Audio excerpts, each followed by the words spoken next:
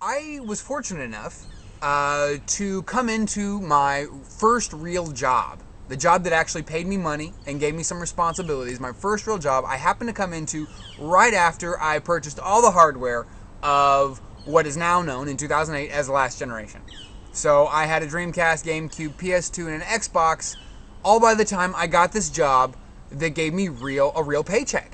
This put me in an interesting position, and this is when I really got involved with my own brand, my own version, my own style of retro gaming.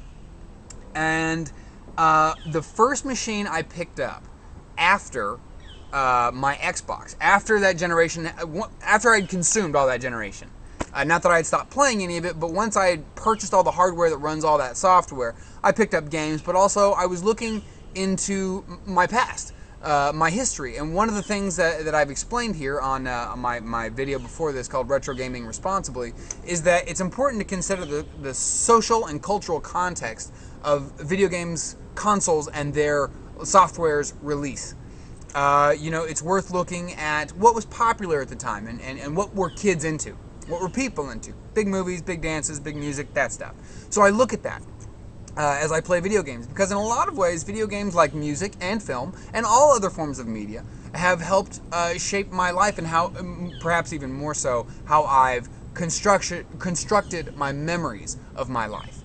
And so anyway, it was when I got my first real job and after I purchased the Xbox that I started delving back into software that was too expensive and just out of range when I was young, when I was a young kid. And so what I bought after the Xbox 360, graphical champion that it is, was the 3DO. That's right. I would say Panasonic's 3DO, but the fact of the matter is it was also sold by Samsung and Gold Star, and probably one other company.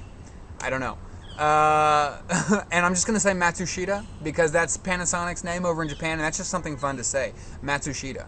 I think I'm saying that properly. It's a blast.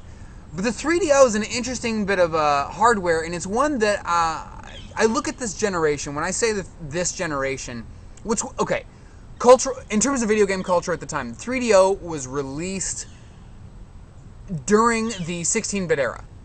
It was seen as the first entrant into the 32-bit gaming scene. That is to say, the Sega Saturn and PlayStation were its upcoming nemesis.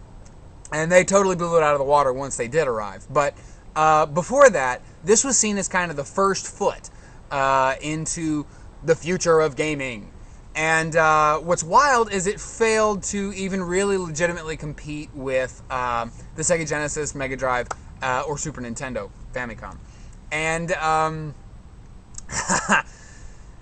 yeah, when you check out the software library, you'll see why. But it is important to consider. And for me, again, the reason it's important on a personal level is because I remember being in Moscow at these shops. They had these shops called, there was basically a pirated Nintendo out there called the Dendy. For those of you who are in Moscow or Eastern Europe, I assume, over in the early to mid 90s, you'll know a company called Dendy. Their mascot is an elephant, and I believe the company is French.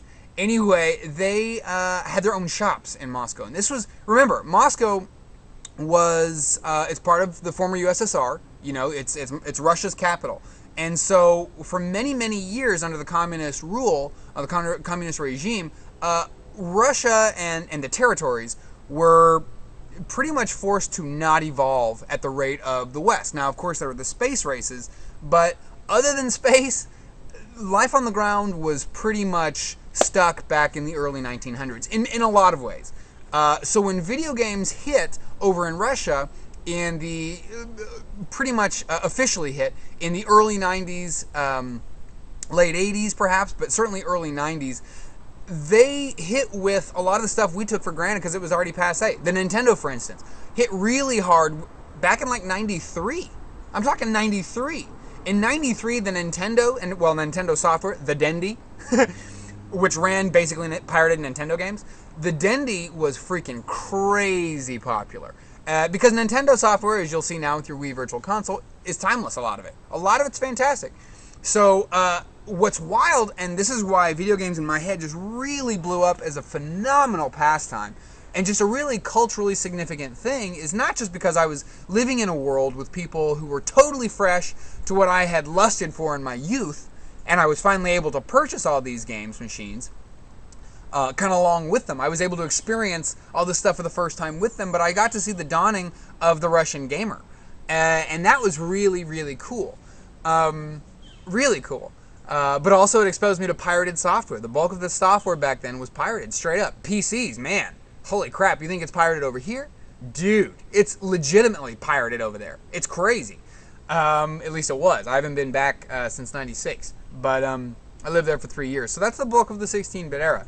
And what was really, really neat is Dendy had these 3 shops. And in these shops, you could find running simultaneously machines that would display software for the Nintendo Entertainment System, the NES, 1985 release, NES. The NES, the Sega Mega Drive Genesis, the Super Nintendo, because Nintendo had finally made it over there because they're crazy on piracy and they wanted to have... This is very impressive for Nintendo. You know, we kind of look at Nintendo as, you know, the GameCube's disc came out really small because it was one of Nintendo's ways to combat piracy. And that's fine.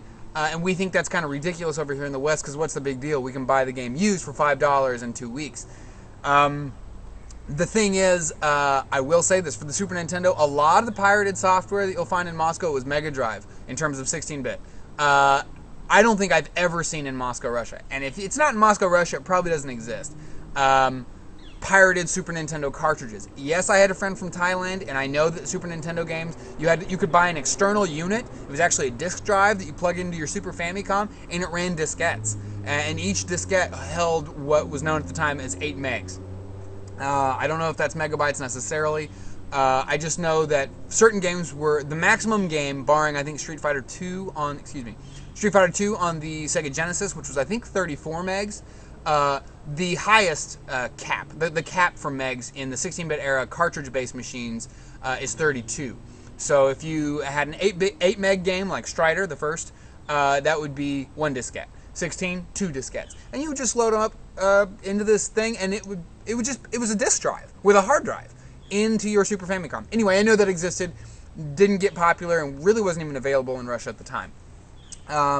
So anyway, they had the Sega Genesis, the old Nintendo, the Super Nintendo, the 3DO, and the Sega Saturn all running at the same time in the same store. What? I mean, you just walked into a time warp. And what's wild about it is it wasn't a time warp to the past. It was just kind of a time warp into the present. It was weird. It was weird for the present to be a time warp, but it felt like a whole other world in there.